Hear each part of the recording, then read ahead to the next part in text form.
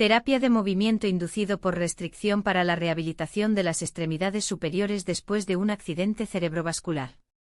El accidente cerebrovascular afecta a aproximadamente 15 millones de personas en todo el mundo cada año, y aproximadamente el 30% de los supervivientes experimentan paresia persistente de las extremidades superiores. La terapia de movimiento inducido por restricciones, CIT, aprovecha la neuroplasticidad al forzar el uso de la extremidad afectada mientras restringe el lado no afectado, revirtiendo así el no uso aprendido. El diagnóstico de deterioro motor posterior a un accidente cerebrovascular se basa en la puntuación Fugl-Meyer Upper Extremity, FMUE, menor o igual que 55 puntos y una escala de Ashworth modificada menor o igual que 2, confirmada mediante imágenes por resonancia magnética ponderada por difusión. La estrategia de manejo principal combina entrenamiento intensivo para tareas específicas, mayor o igual que 6h/día, 5 días/semana durante 2 semanas, con un sistema de retención usado mayor o igual que 90% de las horas de vigilia, integrado en un programa de rehabilitación multidisciplinario. Puntos clave. Note: el deterioro de las extremidades superiores después de un accidente cerebrovascular ocurre en el 30% de los supervivientes de un accidente cerebrovascular isquémico dentro de los 3 meses, AHA/ASA 2021. El CIT está indicado cuando la puntuación Fugl-Meyer Upper Extremity FMUE es menor o igual que 55 puntos de 66 y la escala de Ashworth modificada, más es menor o igual que 2. El protocolo CIT estándar exige mayor o igual que 6 horas/día de práctica de tareas supervisadas, 5 días/semana durante 2 semanas, total mayor o igual que 60 horas. El sistema de sujeción, por ejemplo, un guante debe usarse durante mayor o igual que 90% de las horas de vigilia, aproximadamente igual a 12 a 14 horas/día. En el ensayo SCIT, CIT mejoró el tiempo de la prueba de función motora de Wolf, WMFT en -1,5 segundos y C del 95%, -2,3 a -0,7 frente al control.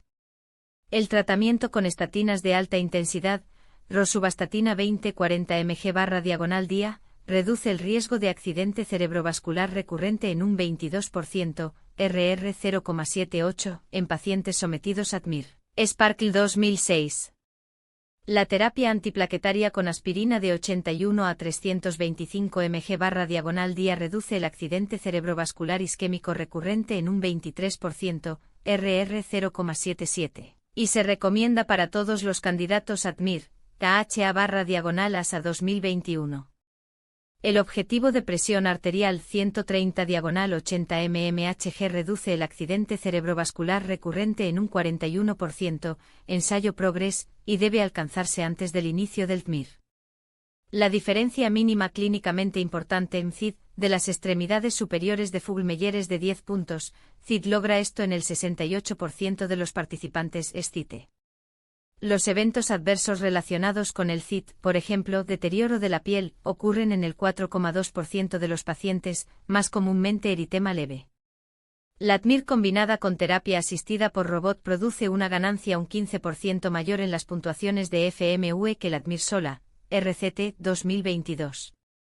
En pacientes 80 años, la eficacia del CIT se conserva con una mejora absoluta del 12% en las puntuaciones ARAT, siempre que FMUE mayor o igual que 30 puntos, Subanálisis, 2021. Descripción general y epidemiología. La terapia de movimiento inducido por restricciones, CIT, es una intervención de rehabilitación diseñada para contrarrestar la falta de uso aprendido del miembro superior parético después de un accidente cerebrovascular. En la Clasificación Internacional de Enfermedades, 10ª revisión, CIE 10, el deterioro motor posterior a un accidente cerebrovascular se codifica como I63, 9 infarto cerebral, no especificado, acompañado de un Z51, 89, otra rehabilitación intensiva.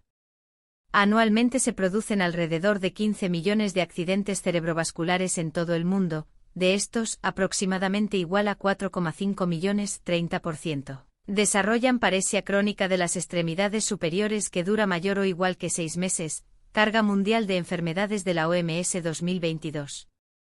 En Estados Unidos, la incidencia ajustada por edad es de 209 por 100.000 personas año, con una carga mayor en los hombres, proporción 1,3:1, y en las poblaciones afroamericanas. Incidencia aproximadamente igual a 260/100,000, CDC 2023. La edad media de aparición del ictus es 71 años, sin embargo, la CID se aplica con mayor frecuencia en la cohorte de 55 a 75 años, donde el potencial neuroplástico es máximo. Económicamente, el accidente cerebrovascular genera aproximadamente $34.000 millones en costos médicos directos en los Estados Unidos anualmente, y la rehabilitación posterior al accidente cerebrovascular representa aproximadamente el 12%, $4.10 millones, American Heart Association 2022. Los factores de riesgo modificables de accidente cerebrovascular que también influyen en los resultados del CIT incluyen hipertensión, riesgo relativo RR igual a 2,5, diabetes mellitus, RR igual a 1,8, hiperlipidemia, RR igual a 1,6 y tabaquismo, RR igual a 1,5. Los factores no modificables como la edad 80 años, RR igual a 3,2 y la fibrilación auricular, RR igual a 2,9 aumentan la probabilidad de déficits motores graves. El efecto acumulativo de estos factores de riesgo predice una probabilidad mayor o igual que 40% de deterioro persistente de las extremidades superiores, lo que su fisiopatología.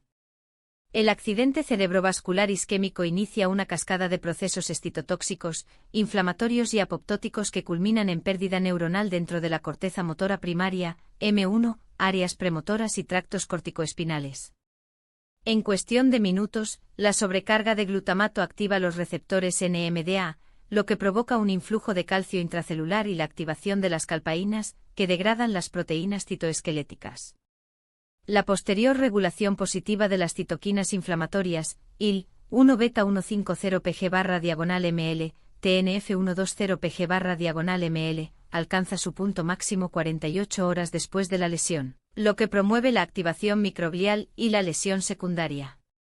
Los polimorfismos genéticos en el alelo BDNF-Val66-MET reducen la secreción dependiente de la actividad del factor neurotrófico derivado del cerebro en un 30%, lo que se correlaciona con una recuperación motora más deficiente en Metaanálisis, 2021.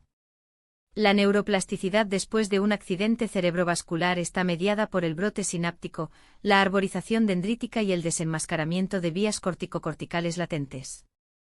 El principio dependiente del uso postula que la activación repetitiva y específica de la tarea de la extremidad afectada fortalece las conexiones corticoespinales supervivientes a través de la potenciación a largo plazo, LTP.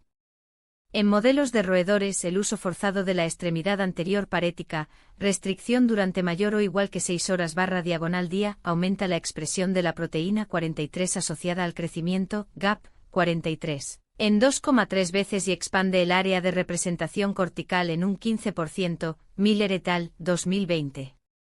Los estudios de resonancia magnética funcional en humanos demuestran que CIT induce un aumento del 12% en el volumen de activación del M1 ipsilesional durante las tareas manuales, lo que se correlaciona con mejoras en FMUE, Kramer et al., 2019. Presentación clínica.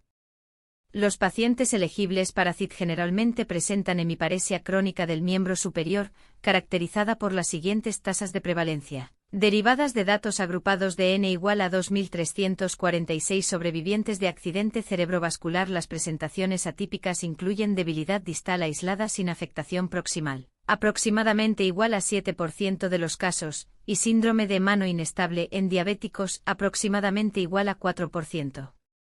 En pacientes de edad avanzada, 80 años, la prevalencia de espasticidad grave más mayor o igual que 3 aumenta al 15%, lo que a menudo confunde la elegibilidad para CIT. El examen físico demuestra, key points, subluxación de hombro, 28%. Contractura en flexión del codo, 22%. Deformidad en flexión de muñeca, 19%. Debilidad en la extensión de los dedos, grado menor o igual que 3 del Consejo de Investigación Médica, 31%. Diagnóstico. El diagnóstico de la discapacidad de las extremidades superiores después de un accidente cerebrovascular integra datos clínicos, de imágenes y electrofisiológicos. Panel de laboratorio, realizado dentro de las 48 horas siguientes a la presentación Key Points, hemograma completo, CBC hemoglobina 13,5 más menos 1,2 G barra diagonal de L, hombre, 12,2 más menos 1,0 G barra diagonal de L, mujer. Perfil lipídico, LDLC mayor o igual que 130 mg barra diagonal de L en el 38% de los pacientes, objetivo, 70 mg barra diagonal de L según AHA diagonal ACC 2019. HbA1c, mayor o igual que 6,5% en el 27% de la cohorte, objetivo menor o igual que 7%, ADA 2023.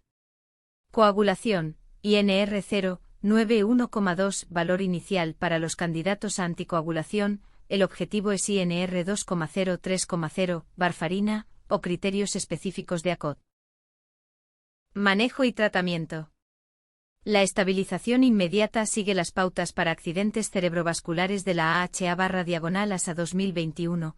La atención posaguda incluye la movilización temprana, mayor o igual que 2H/diagonal día por día 2, y el inicio de la prevención secundaria, ver farmacoterapia a continuación, antes del inicio del CIT, generalmente mayor o igual que 7 días después del accidente cerebrovascular para permitir la estabilización médica. Key Points, vía aérea, mantener SPO mayor o igual que 94%, objetivo 9498%. Presión arterial, para los pacientes que no reciben trombólisis, mantenga la PAS 180 mm de mercurio y la PAD 105 mm de mercurio, para aquellos que recibieron TPA, PAS 185 mm de mercurio.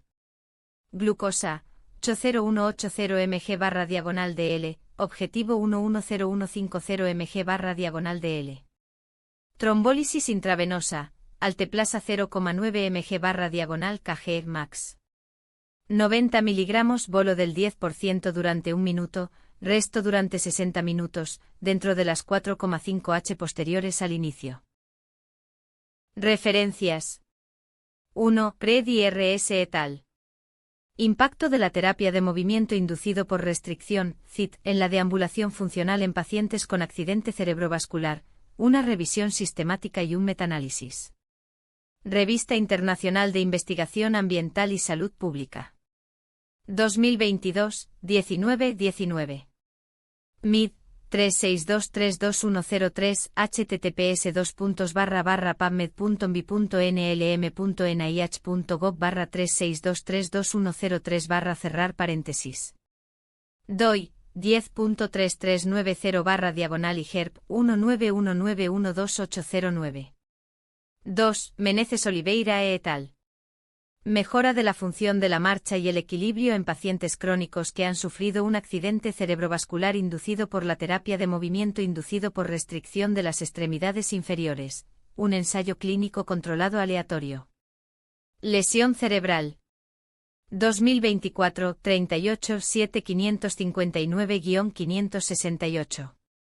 MID, 384697745 https://pubmed.nlm.nih.gov 384697745 cerrar paréntesis. DOI, 10.10800905.2024.2024.23288808. 3. Garrido MM et al. Estimulación transcraneal temprana de corriente directa con terapia de movimiento inducida por restricción modificada para la recuperación motora y funcional de las extremidades superiores en pacientes hospitalizados con accidente cerebrovascular. Un ensayo clínico aleatorizado, multicéntrico y doble ciego. Estimulación cerebral. 2023, 16, 140-47. MID, 365844748 https://pubmed.nlm.nih.gov 365844748 cerrar paréntesis. DOI, 10.1016 J, BRS, 2022.12.008. 4. Tedla JS et al. Efectividad de la terapia de movimiento inducida por restricciones, CIT, sobre el equilibrio y la movilidad funcional en la población con accidente cerebrovascular, una revisión sistemática y un metaanálisis. Sanidad Basilea, Suiza. 2022, 10-3. MID, 3532697 https://pubmed.nlm.nih.gov/3532697 cerrar paréntesis. DOI 10.3390 Atención Sanitaria 100304995. 5. Desire et al. Eficacia de la terapia de movimiento inducido por restricción y la terapia con espejo para mejorar la función motora y la destreza de las extremidades superiores en pacientes semiparéticos después de un accidente cerebrovascular. Un ensayo controlado aleatorio. La clínica terapéutica. 2025 176 6716-726. MID 412675887 https://pubmed.mbi. Gracias por ver este vídeo. Lee el artículo completo en MedMinda y en medmind.pro. Suscríbete para más contenido médico.